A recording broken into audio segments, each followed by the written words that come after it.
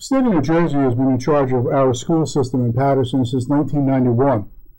After 22 years, you would think that at least our school buildings will be up to code. Stay with us as we speak about the condition of your schools, next on Speaking Out.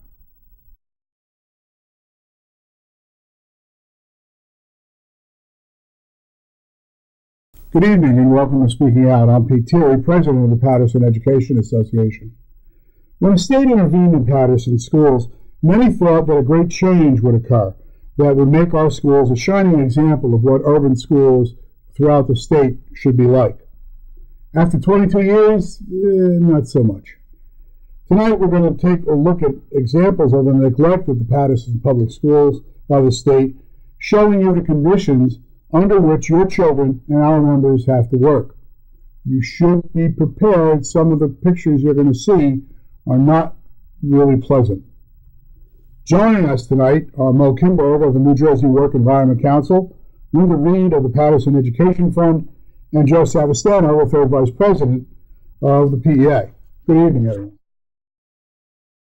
We've got a video of collage photos taken by staff members beginning with the first day of school that we're going to share with you.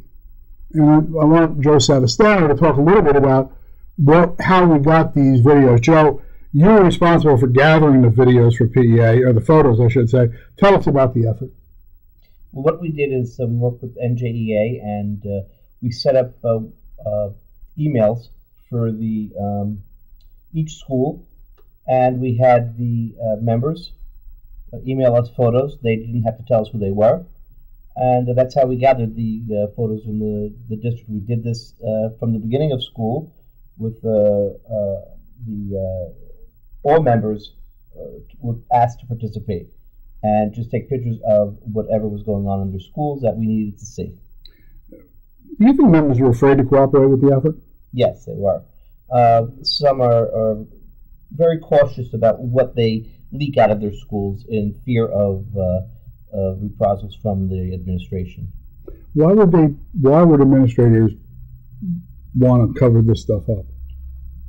Because it's not going on in their schools. These things, if they get out, it doesn't look good for the administrator, for the school. Things are not being taken care of. And if it's known that a member could have leaked this information, it could be it could mean a rough time for them. We've received photos throughout the school year. This isn't just the first day of school. Mm-hmm. Does that indicate anything to you about the condition of our schools? Yeah, that's deteriorating. It doesn't get better. Things just keep on happening, and they give a Band-Aid, and it gets worse. All right, why don't we do this now? Why don't we begin the video, and we can continue to talk as we show the video to the audience.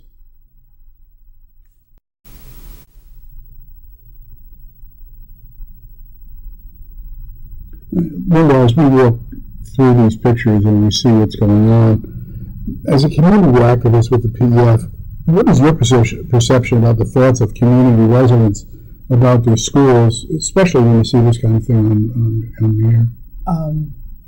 I think parents should be outraged that their children are sitting in buildings with conditions like this. I know I am when I saw this video. It's just like, are you for real? In today's time, this is what our kids are subjected to. We should tell you folks that the picture of the Mouse family on a track was something that happened the first day of school, and that's what people were walking into on the very first day. Mm-hmm. But parents don't seem to be involved in the schools in many ways. There might be those that say the community doesn't care about their schools. How would you respond to that? I don't think that's true for all parents.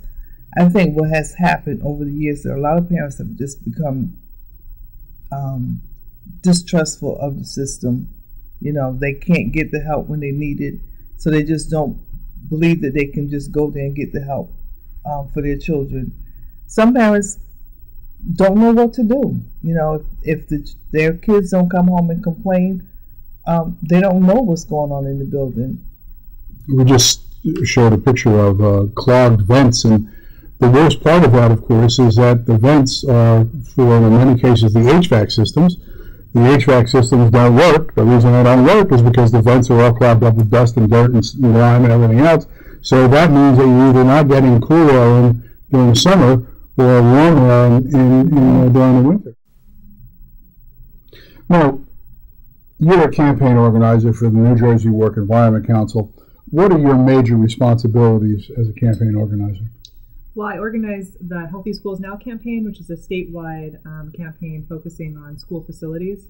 So it's really a coalition of parents, educators, students who are dedicated to ensuring that all New Jersey students have safe learning facilities. So as a campaign organizer, you're not out there voting for so-and-so or working for those kinds of campaigns? No, we're really trying to get the Schools Development Authority, which is responsible for building and repairing schools in the Abbott districts, to do what they're supposed to do and to release the funds that they have. They had the state allocated $4 billion for these kinds of repairs and to build new schools. And so we want them to use that money to fix these kinds of conditions like we're seeing. Many people thought that the Public Employees Occupational Safety and Health Act provided protection for children in the schools and the conditions that they're working for. This doesn't quite happen. Why is that, do you think? I mean, it's the public employees, right? So that, P.E.A does cover public employees. So that is, if a teacher has an issue in a classroom, they can file a complaint, and P.E.A will come in and investigate. So it's really meant to cover the public employees, unfortunately not the students in the school. So the point is that the state says that organizations like P.E.A aren't supposed to be concerned, and I'll use that in quotes, with the conditions related to student safety environment. Then this leaves these issues up to the district and the members of the community then, right? You would think so. But it is our concern because we work in these buildings every day. It should be the parents' concerns because their children are in these buildings every day.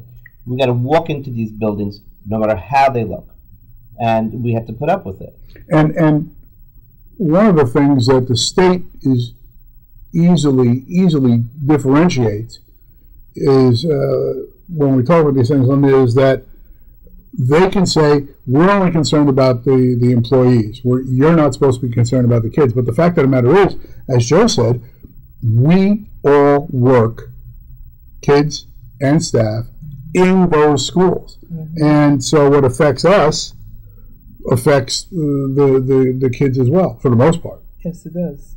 I mean, we have issues with toilet facilities where the kids' bathrooms are horrible, and yet P.E.A says, no, you don't have to do that. You have to leave that for the district to follow up on it. If I'm not mistaken, some years ago, maybe not too long ago, when the district put in for all kinds of millions and millions of dollars for repair of these places, the state said, oh, no, that's general maintenance and you have to do that on your own. Mm-hmm. Leaving that then to the community to foot the bill. Right. But if they do that, then they're going to get hit with, you can't raise your taxes more than 2% or whatever that is. So they're really setting up a no-win situation. Yeah. I mean, districts like Paterson are kind of in a catch-22 situation, where at one point, the SDA, the School Development Authority, is saying this is the responsibility of the district, and at the same time, the state's cutting the budget of Paterson for the last 5 years. Mm-hmm. So they're taking money away while they're giving you, more work to do. 0.1% increase for the urban school systems in the state of New Jersey. Thank you, Governor. Joe, what kind of actions does P.E.A take then to protect everyone who works in our schools? What kinds of things do we have? Well, we have the committee on the Worksite Safety and Health Committee that our members can go to that gets P.E.A involved, and we hope that gets the district to make the repairs that they need. Like you said at the beginning, we thought that the state was going to make a lot of changes here. The state doesn't fund the district enough to fix everything that's wrong with our schools.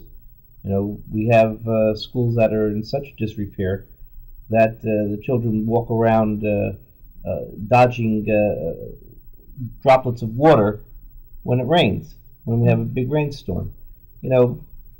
This is our house, and this is what we got to live in.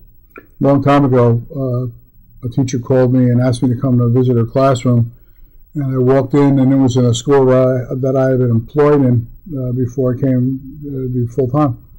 And I walked into the classroom. We had had heavy rain for a couple of days. She had 5 giant garbage cans because the ceiling was dripping in all these areas, and so the kids had to walk around the garbage cans.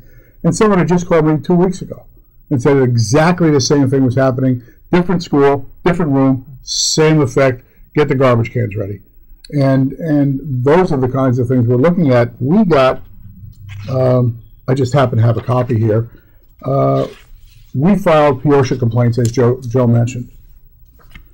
In John F. Kennedy High School, there was something like 26 different areas of complaint that P.E.A cited as being dangerous for staff members.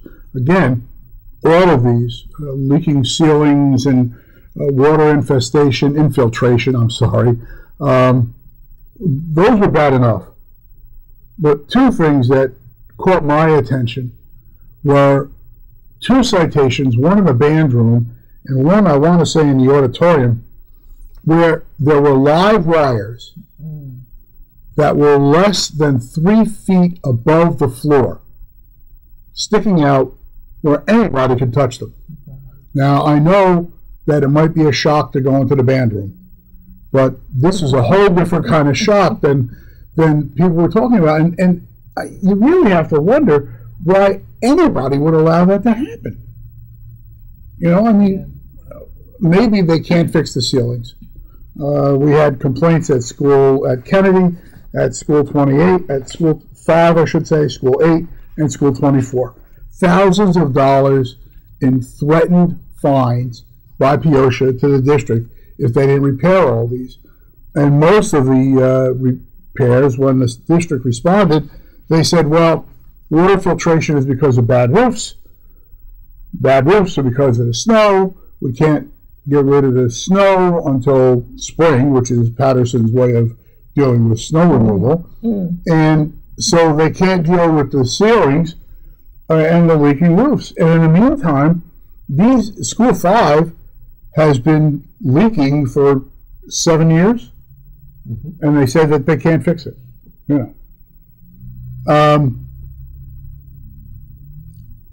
I'm going to say that the state has starved Paterson for funds for the major repairs that are needed in our schools. Am I right? Am I wrong? No, they have. Definitely. Yes.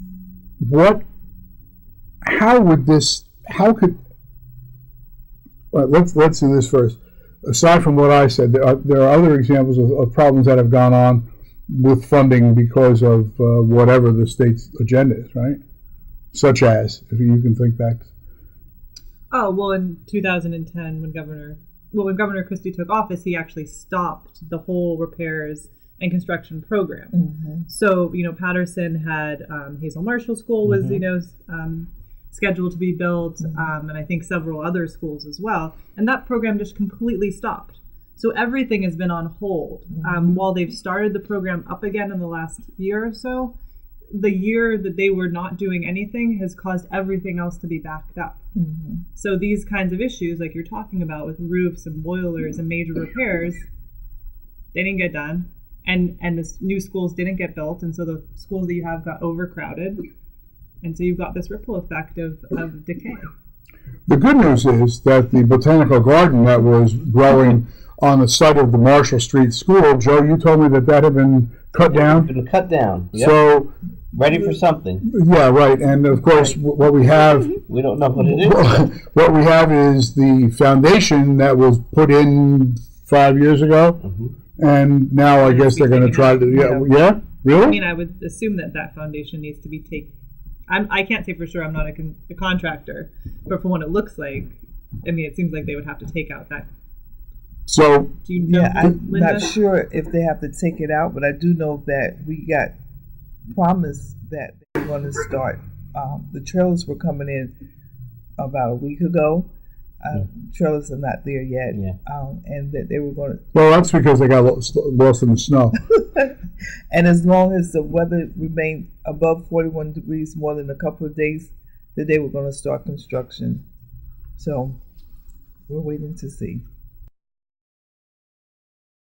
When these things occur, the issues between the state and like that, what generally speaking has been the community reaction? Is this just something that they expect from the state, so it's like, oh well? Well, I can say with us, we try to get folks to go down to Trenton to voice their opinion and let them know that we're not happy and that we're not just going to sit by. So we do have some parents and some community members, even some school board members that have gone down to Trenton with us to the School Development Authority meetings and have testified about the conditions of the schools. Other urban districts, Camden, Trenton, Newark, are really starting to fight back against the governor and the commissioner and the SDA and all of that. Why are they so much more ahead of where we are? Good question. They have more parents that participate. They turn out more, especially like this week they have a rally in Trenton. Newark has buses going. We're trying to get a van to go, and we're having a hard time even just filling the van with parents. But you understand that they work. Some don't know what to do. I don't know. I don't know if there's a good answer for that. You would think that parents should be screaming about some of the things that are going on in the schools. If they saw the video, and even if they recognize the room, I mean, one of the pictures that we have in there is a picture of a classroom where a teacher walked into that room first day, ready to go, excited about working, and there were no floors, just beams and insulation. What can parents do? What would you, if you were talking to a group of parents right now, because you are, what would you say? I would tell them to get angry. Get angry with the district and demand. I mean, they have the power. Parents don't realize that they have the power and they have the voice and they're supposed to exercise it. But I don't know how we can keep on stressing that to the parents and that helping them to understand. You come out and you voice your outrage. I know that's how we've gotten as far as we have, because we just don't sit back and let the district just push us along. And one of the things that's happened just recently in Trenton, though, is that after people started to see the pictures of the waterfall in Trenton High School, all of a sudden things happened, and now we're going to a new high school. Is that just because of what Linda's talking about? The parent power and community? It was a combination, really, of parents, educators, the Education Association in Trenton, the elected officials in Trenton, the pastors, faith organizations, all coming together. So you need everybody on board in order to get that to that level, to get national attention. You got to have a mass of people together. We've got a couple of minutes left. We're talking about PEF and W.E.C and P.E.A, along with the NJEA and other statewide organizations who have all joined together to fight for public schools.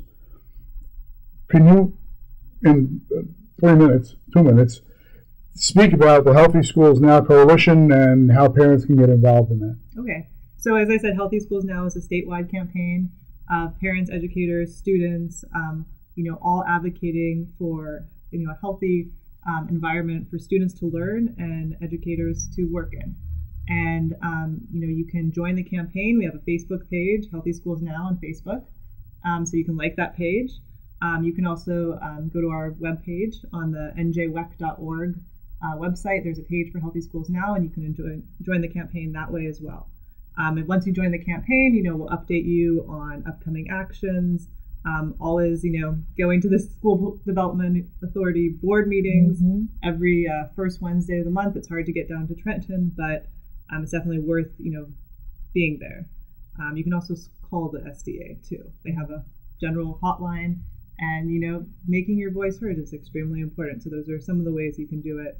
And we're definitely planning, more actions in the future and plan on working with the groups in Paterson. This mess is not only about all members, but it's about your kids. And we need you to become involved in all of that. If you do that, our schools get better. And so it goes for another week. Linda Reed, Mo Kinberg, Joe Savastano, thank you for being with us on Speaking Out tonight. Thank you for being with us. We really are glad that you joined us. I'm P.E.A. Until next time on Speaking Out, have a great evening. Good night.